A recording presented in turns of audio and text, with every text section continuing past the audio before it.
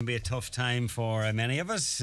Been out of routine for a portion of it over the holidays, and maybe spending too much time maybe on our own, or eating too much, or the whole just having to be happy when, you know, maybe you're anything but, and you've got to pretend. But there was a campaign that started in Dublin over 10 years ago to use the first weeks in January each year to challenge the whole stigma around mental health through arts and culture.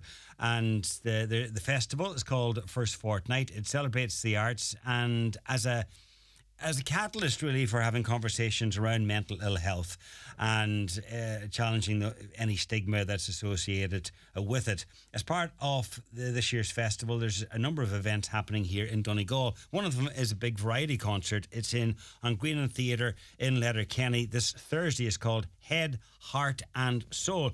Features some speakers and some music. We'll get to them shortly. But one of the speakers is a renowned author and psychotherapist and TEDx speaker, Petra Velzeboer.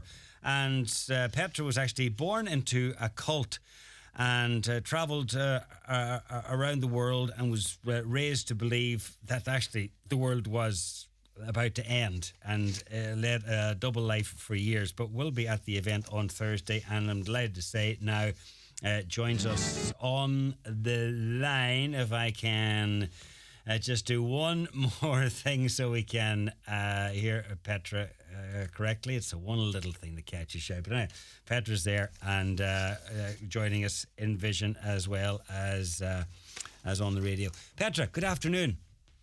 Hi there. Thanks so much for having me. Okay, you're going to talk at this event on Thursday. And your upbringing, by the sound of things, was far from conventional. Absolutely. You could say that. I think I grew up in lots of countries, lots of places, lots of cultures. And there were some good bits. It's funny, when I tell people that I grew up in a commune, they get quite excited these days because people are lonelier than ever and are struggling in different ways. But then there was a dark side. So then you've got the cult element, which is coercive control, religious thinking, stuff that was less good for mental health. And you say you travelled a lot, but then eventually, I don't know whether it was down to travel or not, but eventually you got out of it and were able to sort of start your own life. Absolutely. So I was 22. I was leading a double life, as you said. So I actually was dating somebody who was outside of the cult, which you weren't supposed to do. I fell pregnant with my son, who is now 20 years old, which is pretty amazing. But that led me to London, to kind of moving here, not knowing anyone, cutting all ties. And I didn't go to school as a kid, which meant I now have this kid. I'm in a new city. I don't know anyone. I don't know the rules for life, and kind of have to start from scratch.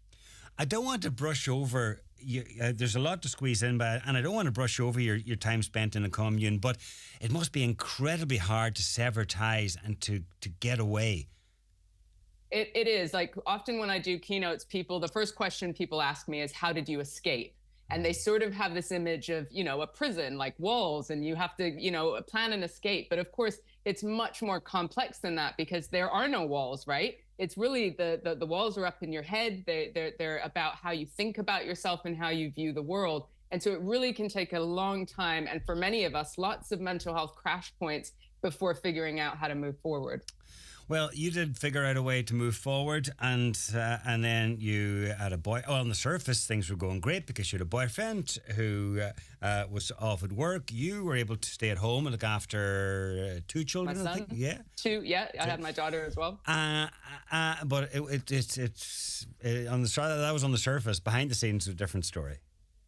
Well, and you started this by talking about Christmas and holiday season. And I think a lot of people can relate to, like, what it looks like on the outside might not be what it feels like on the inside. So for me, I started descending into depression, alcohol addiction, and really the extremes of suicidal thoughts, and just thinking, I don't want to be here anymore. And I don't think I'm worth anything, is where it got me to. And unusually, you set yourself a 1-year deadline to take your own life. Not the smartest of approaches, it has to be said. Very unusual. Not one that we would encourage by any means, but nonetheless, it brought things into focus for you. Yeah, and I'm glad you said that, because as a psychotherapist, I would never advise somebody to do that. But certainly for me, it gave me this window of opportunity. because I thought, okay, I've hit sort of my end point. I've got nothing else to lose. Why don't I experiment with all of the tools people said were good for your mental health?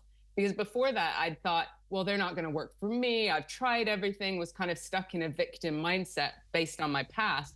And this sort of freed me up to experiment. And so when it comes to mental health, I encourage people to not just think it's a one size fits all, follow the 3-step thing on Instagram or whatever it might be, but really reflect and experiment on what works for you at different phases of your life. Okay. You found yourself back in the workforce and in a way experiencing feelings like you'd almost left one cult and you were in another one. It just wasn't working. It's just strange how I thought that once I left that, I would be free and everything would just be straightforward. But it turns out there's little cults everywhere, which is what I mean by that is power, greed, people kind of making people work and think and do things that maybe aren't good for their mental health. So I'm very grateful for the work experience and the career that I've had. But I started my own business because I got a little bit fed up that where I was working, people would say the right thing, even in the mental health space, but be doing something very different. So for me, leading a double life led to very poor mental health, and I had to integrate and just be myself in what I do. So you wanted to talk it and walk it. All of the above. It's just the only way to be now. Yeah. And tell us what your own company does, PVL. Yeah, PVL. So we're a strategy and training company working with workplaces to think about the culture piece. So it's not just what do you do when people have ill mental health, right? Or when they're struggling. It's kind of late by then, right?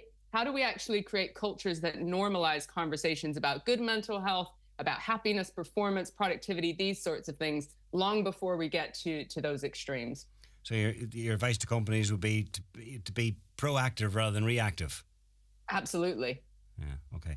And listen, that's just a synopsis of your story. It will be fleshed out on Thursday, and there'll be, I presume, more advice in there as well. And people are just going to have to go along to the event to find out more. Petra, thank you very much for sharing a little snippet, and we look forward to it on Thursday. I'll let you go. Thanks so much. Thank you. Thank you.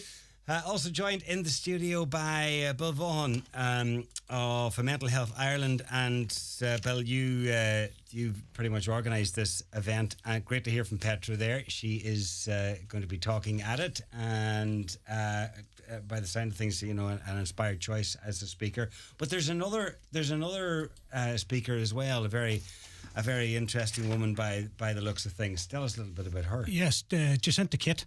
Yeah. Jacinta used to be a national school teacher, and then she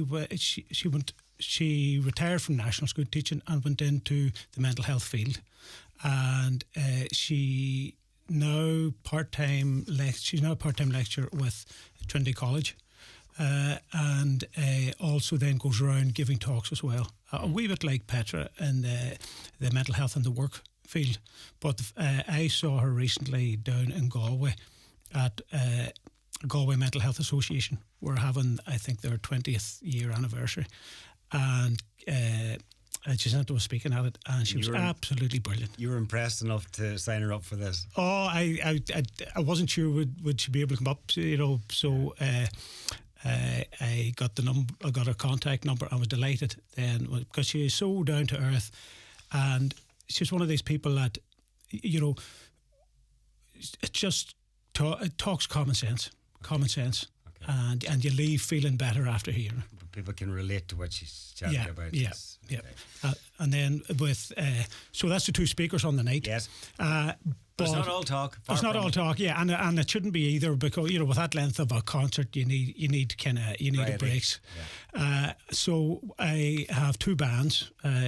One band, which is the Fades. They're a young local band. I know they've been up in Highland a few times, I think. Yes, they have. So they're opening the show, and then after the break, we have Matt McGranahan, accompanied by Denise Roper. Right. Matt on the fiddle. Most people know Matt anyway. Absolutely renowned fiddle player. Fantastic. I went to see him at it was towards the end of the Errigal Arts Festival. Himself and Denise were doing a show, and it's actually coming in February again to An Grianan. But it was fantastic, and I remember leaving that show thinking that could be, if I got him, well, it'll be good. Yeah. It's always great that that you've secured Matt and also Denise backing on keyboards. So yeah, I mean a variety in a way. It's a variety concert in the true sense of the word. So you have a couple of guest speakers and some great musical acts as well.